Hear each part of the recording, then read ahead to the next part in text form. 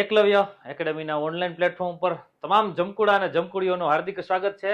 ગુજરાતી વ્યાકરણ અંતર્ગત અલંકાર પાર્ટ 3 વિશે આજે આપણે વાત કરવાની છે। ચાલો જોઈએ અલંકાર પાર્ટ 3। હવે અગાઉના લેક્ચરની અંદરમાં આપણે અલંકારના બે પ્રકારો એટલે એની અંદરમાં શબ્દ અલંકાર વિશે વાત કરી હતી અને અર્થાલંકાર વિશે આજે વાત કરવાની છે। બરાબર, હવે શબ્દ અલંકારની અંદરમાં મિત્રો કયા કયા અલંકારો આપણે ભણ્યા એની એકવાર યાદી છે એ મેળવી લઈએ।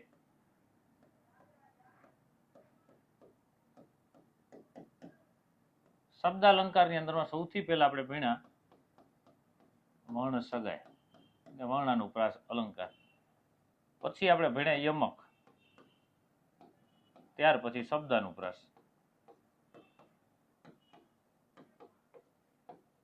પછી પ્રાસ સાંકળી અને એના પછી આપણે વાત કરી અંત્યાનુપ્રાસ। આમ કુલ 5 પ્રકારો જે છે એની વાત કરી હતી। હવે યમકના તમામ ઉદાહરણ જે છે એ શબ્દાનુપ્રાસની અંદરમાં લઈ શકાય વાત કરી હતી। શબ્દ અલંકાર જે છે એટલે કે શબ્દની ચમત્કૃતિ જે છે આ બધા અલંકારની અંદરમાં જોવા મળે છે, જ્યારે અર્થાલંકાર જે છે મિત્રો એની અંદરમાં અર્થની ચમત્કૃતિ જોવા મળે છે। એની ચમત્કૃતિ જોવા મળશે તો કે અર્થની ચમત્કૃતિ છે જોવા મળશે। જોઈએ આવા કયા કયા અલંકારો જે છે, તો કે ભાઈ અહીંયા આપણી સામે જે છે અલંકારના કેટલાક પ્રકારો આપ્યા છે। હવે આ જે અલંકારો છે એની તમને મારે બેઝિક માહિતી આપવી છે કે ફટાફટ એને કેવી રીતે યાદ રાખી શકાય એ વાત કરવી છે। તો સૌથી પહેલા જે છે એ ઉપમા અલંકાર આપ્યો છે। હવે આપણે એક રીતે જોવા જઈએ મિત્રો કે ઉપમા અલંકાર જે છે તો કે એની વ્યાખ્યા અને બધા ઊંડાણની અંદર મજા એના કરતા ફટાફટ એને કેવી રીતે ઓળખી શકાય ઉપમા અલંકાર એની વાત કરવાની।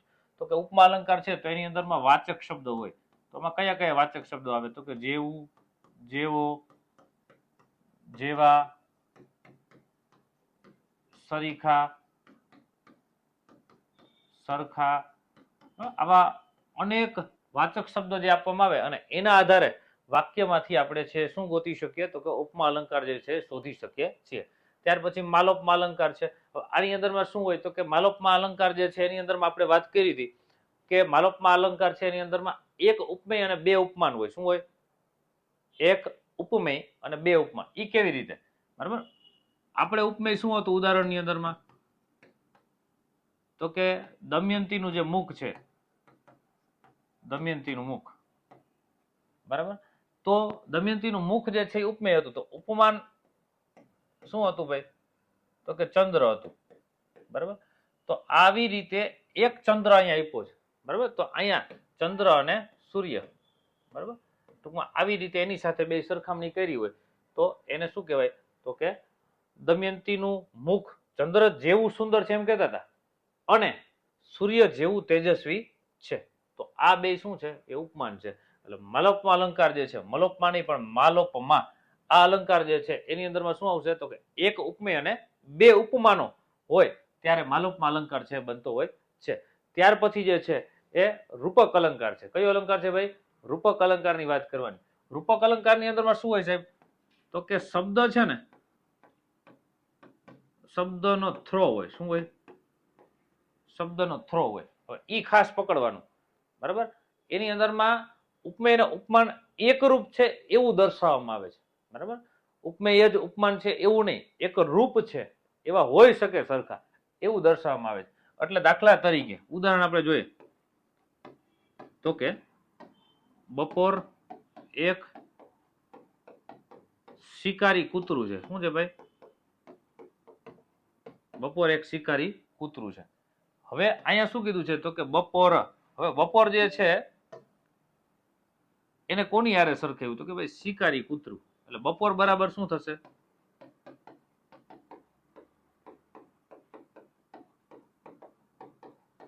શિકારી કૂતરું, એટલે બપોર એ જ શિકારી કૂતરું છે એમ કહેવા માંગે છે કે બપોર શિકારી કૂતરું, એટલે બપોર બરાબર શિકારી કૂતરું। બપોરને ડાયરેક્ટ શિકારી કૂતરું જ કીધું છે, બરાબર, એટલે એ શબ્દનો ડાયરેક્ટ તમને થ્રો જોવા મળશે જે રૂપકના ઉદાહરણો છે એની અંદરમાં। ત્યાર પછી મિત્રો માલા રૂપક અલંકાર આવશે। કયો અલંકાર આવશે? હવે આની અંદરમાં સેમ આપણે માલોપમા અલંકાર હતું એના જેવું છે। માલા રૂપકની અંદરમાં શું હોય તો કે એક ઉપમેય હોય. શું હોય ભાઈ? પાછી એક વાત આપણે જોઈ લઈએ. એક ઉપમેય હોય અને એની સામે ઉપમેય એક અને ઉપમાન કેટલા હોય? તો કે 2 હોય. બરાબર? જેમ આપણે દમયંતી વાળા ઉદાહરણની અંદરમાં જોયું હતું એવી જ રીતે અહીંયા છે આપણને જોવા મળે. તો ઈ માલોપમા અલંકાર જે છે, સોરી માલા રૂપક અલંકાર જે છે એની વાત છે. બરાબર? દાખલા તરીકે આપણે કહીએ કે સ્ત્રી એ સમાજની આંખ છે અને રાષ્ટ્રની પાક છે.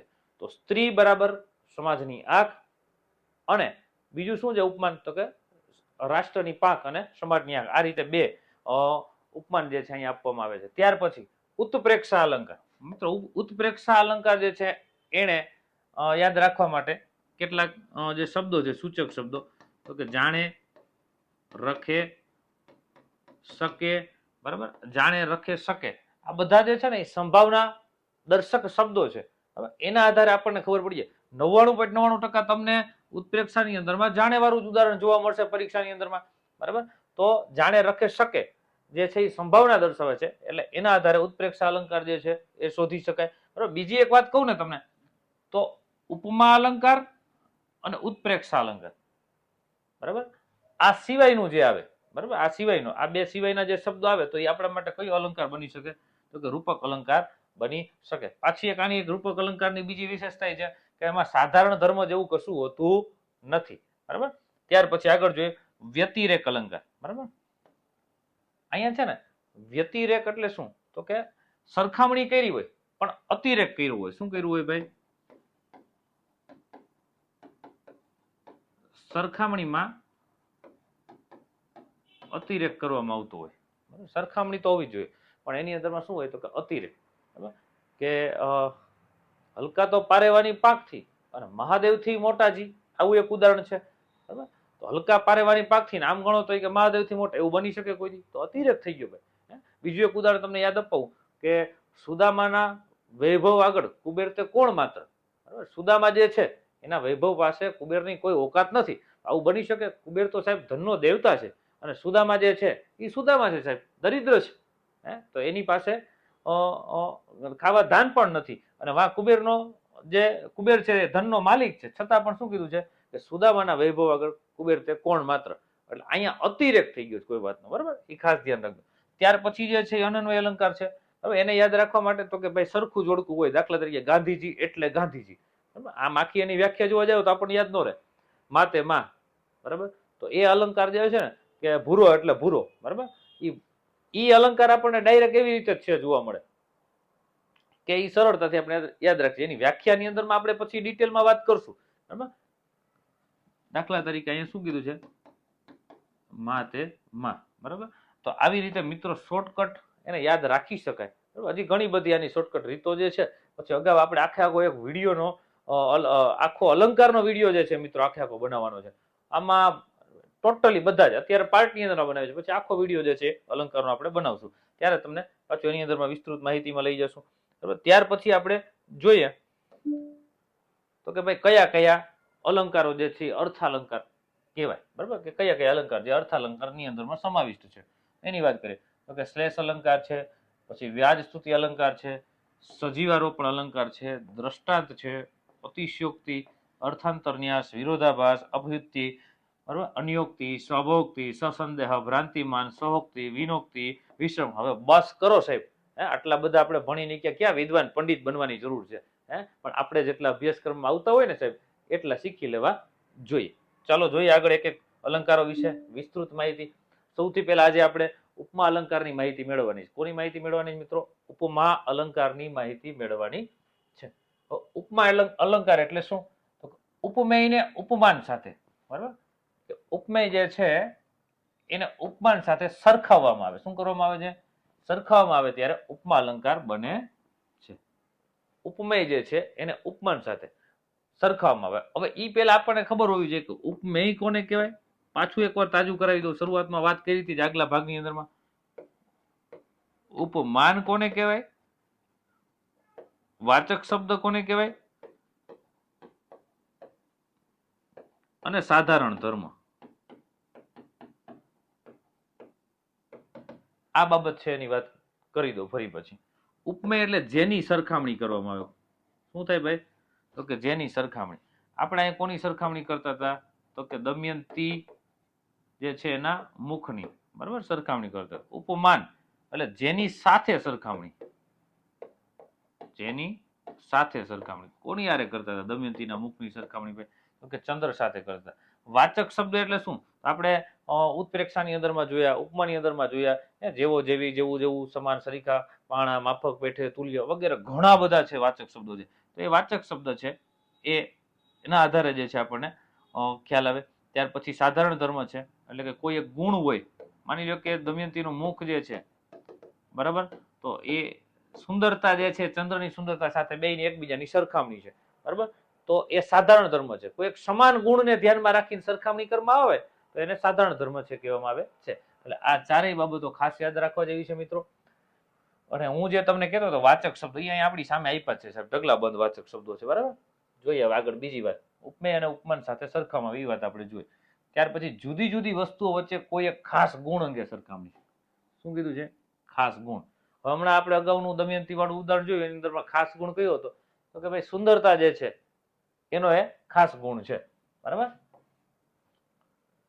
પછી તો કે બે સમાન વસ્તુ કે વ્યક્તિની સરખામણી ન થાય, અલગ અલગ વસ્તુ કે વ્યક્તિ હોવી જોઈએ. બે સરખી વસ્તુ હોય તો એની સરખામણી થાય નહીં. માની લો કે બે ચંદ્ર છે, બરાબર, ચંદ્ર ચંદ્રની સરખામણી ન થાય, સમાન વસ્તુ કહેવાય, બરાબર. દમયંતીનું મુખ હોય તેની સરખામણી ન થાય. દમયંતીનું મુખ એટલે દમયંતીનું મુખ એવું આવે, ચંદ્ર એટલે ચંદ્ર આવે, તો એ અનન્વય અલંકાર થઈ જાય, બરાબર. હવે અહીંયા આના માટે ઉપમા અલંકાર માટે કેટલાક વાચક શબ્દ આપ્યા છે. શું આપ્યું છે ભાઈ? વાચક શબ્દ. તો કે સમાન, સરીખા, સરીખી, સરખું, સમૂહ, સમાણો, સમાણી, સમાણું, સમવડું, સમવડી, સમવડિયા, સરખો, સરખી, સરખું, સરખા, માફક, પેઠે, તુલ્ય, સોસી, જેવો જેવી, જેવું જેવ. આવા મિત્રો શું કરવામાં આવે છે? તો કે વાચક શબ્દો જે ઉપમા અલંકારની અંદરમાં દર્શાવવામાં આવે અને એના આધારે આપણને ખબર પડે કે આ ઉપમા અલંકાર છે. ચાલો જોઈએ એના ઉદાહરણ. ઘણી બધી પરીક્ષાઓની અંદરમાં પૂછાય છે અને સ્પર્ધાત્મક પરીક્ષાઓની અંદરમાં અલંકાર ને છંદ ને ઘણા બધા એવા મુદ્દાઓ છે જે ખરેખર કરવા જ જોઈએ, બરાબર, અને શીખવું જ જોઈએ. અને પરીક્ષામાં ન પૂછાય તો સાહેબ કરી લેવાય, ક્યાંક ને ક્યાંક કામ આવવાના જ છે. ઉદાહરણ છે જોઈએ આપણે ઉપમા અલંકારની અંદરમાં. તો સૌથી પહેલું ઉદાહરણ છે આપણે દમયંતીનું મુખ. શું છે? ચંદ્ર જેવું સુંદર છે. હું જેથી 10મા ધોરણમાં ભણતો ને સાહેબ, તેથી આ ઉદાહરણ આવતું હતું. આ દમયંતી આટલા વર્ષોથી હાલી આવે તો દમયંતી હૈસે કેવી? આ તો ઓલા ચંદ્ર ઉપર ગયા પછી એને ખબર પડી, મંગળ ઉપર ગયા પછી, કે ઓય આ ચંદ્રમાં તો કઈ કાઢી લો. દમયંતી કેવી છે વિચાર કરો. દમયંતીનું મુખ ચંદ્ર જેવું સુંદર છે. પેલા આપણી કાલ્પનિક કથાઓની અંદરમાં ચંદ્ર છે એને બહુ સુંદર કીધો છે, એટલા માટે કહે છે કે ભાઈ ચંદ્ર જે છે એ શું છે? તો કે એકદમ સુંદર છે. અને અહીંયા દમયંતીનું મુખ જે છે કેવું છે? તો કે ચંદ્ર જેવું સુંદર છે. હવે આપણને ખબર કેમ પડે કે સાહેબ આ જે છે એ ઉપમા અલંકાર છે? તો કે ભાઈ અહીંયા જેની સરખામણી, જેની એટલે આપણે કોની કરીએ છીએ? તો કે દમયંતીના મુખની. જેની સાથે કરવામાં આવે, કોની સાથે કરીએ છીએ? તો કે ચંદ્રભાઈ સાથે, બરાબર. અને એની અંદરમાં વાચક શબ્દ હોય તો કે જેવું જેવી, જેવો જેવા. એમાં અહીંયા જેવું છે. અને સાધારણ ધર્મ કયા ગુણ અંગે બેયની સરખામણી કરવામાં આવે છે? તો કે સુંદરતાનો ગુણ છે એના આધારે. એટલે અહીંયા આ ઉપમા અલંકાર છે. ત્યાર પછી દીકરો પાણી પેઠે પૈસા વાપરે છે. હવે કે આમાં બહુ ઘૂસતા લેવાનું નથી. તમે એકવાર વાચક શબ્દ યાદ રાખી લો, તમને ખબર પડી જાય કે આ અલંકારની અંદરમાં આમ આવે છે, બરાબર. હવે જો અહીંયા પેઠે શું આપ્યું છે? પેઠે. તો આપણે આગળ વાચક શબ્દ છે જોયા, એના આધારે આપણને ખબર પડી જાય કે આ કયો અલંકાર છે? તો કે આ ઉપમા અલંકાર છે, બરાબર. ત્યાર પછી અહીં સરખો, બરાબર, તો એના આધારે આપણને ખબર પડી જાય, બરાબર. પછી અહીં પાછું જેવું આવ્યું, બરાબર. ત્યાર પછી મહી લાગે છે મને મહીસર જેવી, બરાબર. તો અહીંયા પણ જેવી, જેમ, કે ડોહો હોટાની જેમ હાલવા ચાલવા લાગ્યો, બરાબર. પૈસા આવે ને એટલે હારા હારા આમ હોટાની જેમ વાંકા વળી ગયા હોય ને છતાંય કમર વાંકી વળી ગઈ, પૈસા આવે એટલે હોટાની જેમ હાલવા મળે. આ ગીલાનો છકડો એક પાઠ છે, બરાબર, એમાંનું આ વાક્ય છે. જોરદાર પાઠ છે, જયંતિ ગોહિલની રચના છે. વાંચજો એક પર હાથમાં આવે તો. અમારી પરી જેવી નાજુક છોકરી તારું નામ રટી રટીને તપ કરતી. અમે ક્યાં કીધું તું ભાઈ અમારું નામ રટજે, બરાબર. તારી ગગીને મજા આવતી હતી એટલે અમારા નામ જઈ રટતી હતી. એટલે અમારી પરી જેવી, જો અહીંયા પાછું શું આવ્યું? જેવો જેવી, જેવું વાચક શબ્દ. એના આધારે સાહેબ ખબર પડી જાય કે આ અલંકાર જે છે એ ઉપમા અલંકાર છે, બરાબર છે. આના આપણે પછી વિશેષ ઉદાહરણો છે જોવા હોય તો જોઈ શકીએ કે આંબા પટેલે વછેરીનું જીવની જેમ જતન કર્યું હતું, બરાબર. શું કર્યું હતું ભાઈ? ઉદાહરણ જોઈએ. આંબા પટેલે વછેરીનું જીવની જેમ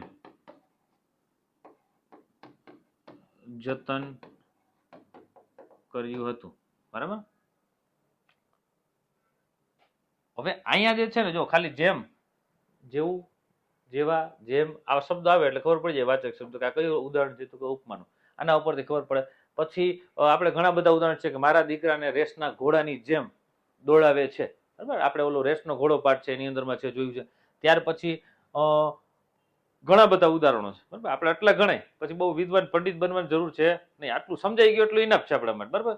ન સમજાય તમે તમારે મને પર્સનલ મારા નંબરમાં કોલ કરીને કહેજો, સમજાવી દઈશ. બરાબર. ઘૂઘરા જેવા કરી દેવા તમને. હાલો, તમામ જમકુડા અને જમકુડીઓ આગળ જોઈએ આપણે પાછું. બરાબર. બીજો અલંકાર જે છે, બરાબર, માલોપમાં અલંકાર. કયો છે ભાઈ? માલોપમાં. આ જે છે એનો પેટા પ્રકાર છે. બરાબર. ઉપમા જે છે ને એનો પેટા પ્રકાર છે માલોપમાં અલંકાર. આની અંદરમાં શું હોય તો કે એક જ ઉપમેયની એક કરતા વધારે ઉપમાનો સાથે, બરાબર, એક કરતા વધારે ઉપમાનો સાથે સરખામણી કરવામાં આવી. મેં હમણાં જ કીધું જમકુડા જમકુડીની વાત કરું. હે, એક રાજાને 100 જમકુડી. હે, તો એક રાજા ઈ શું છે? ઉપમેય છે. બરાબર. અને 100 જમકુડી શું છે? ઉપમાનો છે. એટલે એક રાજાની 100 જમકુડી સાથે સરખામણી, બરાબર, ઉપમાનો સાથે સરખામણી કરવામાં આવે ત્યારે કયો અલંકાર બને? તો કે માલોપમાં અલંકાર બને છે. બીજું ઉદાહરણ પાછું આપણે દમયંતી વાળું લઈ લઈએ. મેં હમણાં આગળ વાત કરી હતી કે દમયંતીનું મુખ ચંદ્ર જેવું સુંદર છે અને સૂર્ય જેવું તેજસ્વી છે. બરાબર. તો ઈ વાત જે છે એ પણ અહીંયા આવી શકે. ત્યાર પછી આ અલંકાર ઉપમા અલંકારનો જ પેટા પ્રકાર છે. ઉપમા અલંકાર છે ને ભાઈ, એનો પેટા પ્રકાર છે માલોપમાં અલંકાર. કયો છે ભાઈ? માલોપમાં. અહીંયા છે, જો આ રહ્યું. નેહાનું મુખ ચંદ્ર જેવું સુંદર છે. આ એક જેવું. આ બીજું. કોની યાર સરખામણી? ગુણ કયો છે? તો કે તેજસ્વી. અહીંયા સુંદર. બરાબર. કોણ છે? તો કે આપણે ચંદ્ર અને સૂર્ય અને સોરી ચંદ્ર અને સૂર્ય જે છે, બરાબર, એની સાથે છે સરખામણી કરી છે. ત્યાર પછી વિશાલ ટાઈગર શ્રોફ જેવો સુંદર છે. અમારે વિશાલ હમણાં નથી આવતો, રિહાઈ ગયો છે અમારે. બરાબર. અમારા વિશાલ રિહાઈ ગયા. તો વિશાલ જે છે એને કેવો કીધો? તો કે ટાઈગર શ્રોફ જેવો કીધો, સુંદર છે. બરાબર. અને અક્ષય કુમાર જેવો દેશપ્રેમી છે. તો બે ઉપમાન છે, એક ઉપમેય છે.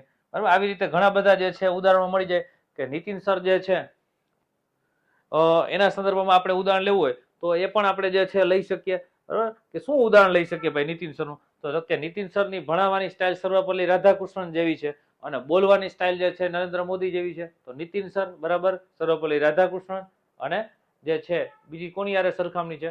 તો કે નરેન્દ્ર મોદી યારે. બરાબર. આપણે અહીંયા જ્યાં છીએ તે બરાબર છે, આપણે ક્યાંય કઈ બનવું નથી ભાઈ. બરાબર. બધા હવન જગ્યાએ હારા છે. ચાલો, ત્યાર પછી આપણે મિત્રો આગળ જોઈએ બીજો અલંકાર, એના પછીનો અલંકાર જોઈએ. બરાબર. હવે પૂર્ણોપમા અલંકાર છે બીજો. કયો છે? પૂર્ણોપમા.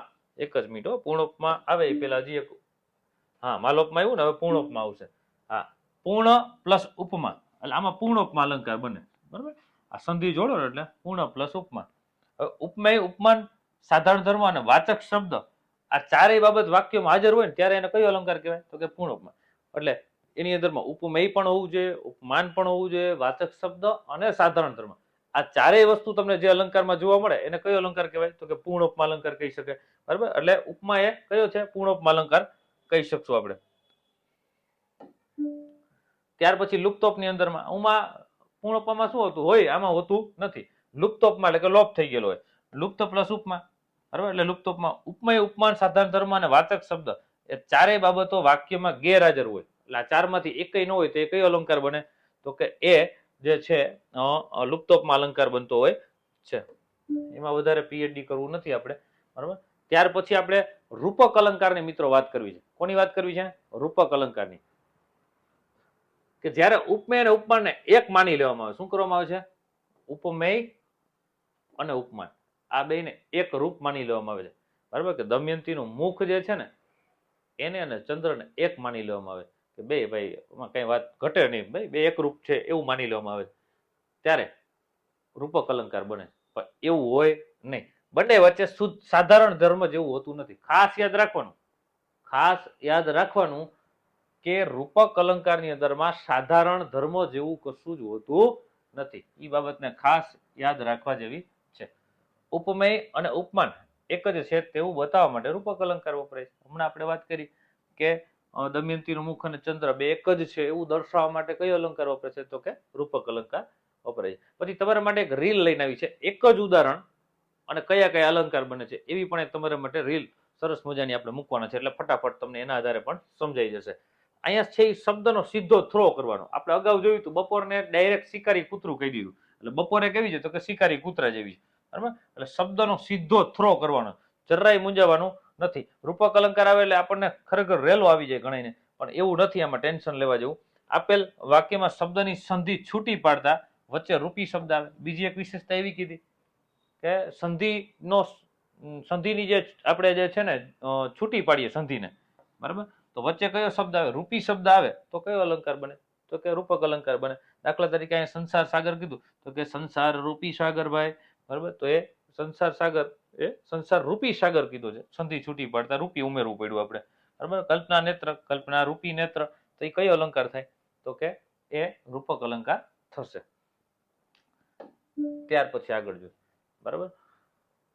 કોઈને સ્પીડ લાગે પાછો 2 વાર રિવાઇઝ કરીને વિડીયો જોઈ લો, મૂંઝાવાનું નહીં. તમને એમ થાય સાહેબ તો બહાટી બોલાવે, હે? કાંઈ વાંધો નહીં, બુરા મૂંઝાવવું નહીં જરાય. આપણે રૂપક અલંકારની વાત કરતા ઘણી વખત ઉપમેય અને ઉપમાનને નો ની નું ના, બરાબર, નો ની નું ના જેવા વિભક્તિના પ્રત્યે, હવે ઘણાને વિભક્તિ નહીં ખબર હોય, કેટલી વિભક્તિ છે એ ખબર છે કોઈને? હા, તમને જો ખબર હોય ગુજરાતીમાં કેટલી વિભક્તિ છે તો તમે કોમેન્ટની અંદરમાં નામ લખજો, બરાબર? વિભક્તિના પ્રત્યયથી જોડાયેલા હોય છે. ઉદાહરણ તરીકે પેલું જોઈએ કે દમયંતીનું મુખ ચંદ્ર છે, તો દમયંતીનું મુખ ને ડાયરેક્ટ ચંદ્ર કહી દીધો કે દમયંતીનું મુખ જ ચંદ્ર છે, એટલે ચંદ્ર સાથે સરખામણી બરખામણી કઈ કર્યું નથી. એટલે શું આવે ભાઈ? તો કે દમયંતીનું મુખ બરાબર ચંદ્ર થયું. શું થયું ભાઈ? દમયંતીનું મુખ બરાબર ચંદ્ર. ત્યાર પછી અમેરે સુકુરુનું પૂમડું, તમે અત્તર રંગીલા રસદાર. હવે અમે અને તમે પેલા ઈ પકડવાનું, બરાબર? શું છે આ? ઉપમેય છે. ઉપમેય છે. ઉપમાન શું છે? તો કે સુકુરુનું પૂમડું. અહીંયા શું છે? તમે બરાબર, તો કે રંગીલા રસદાર, બરાબર? તો અહીંયા જે છે ને આપણને અમે બરાબર સુકુરુનું પૂમડું,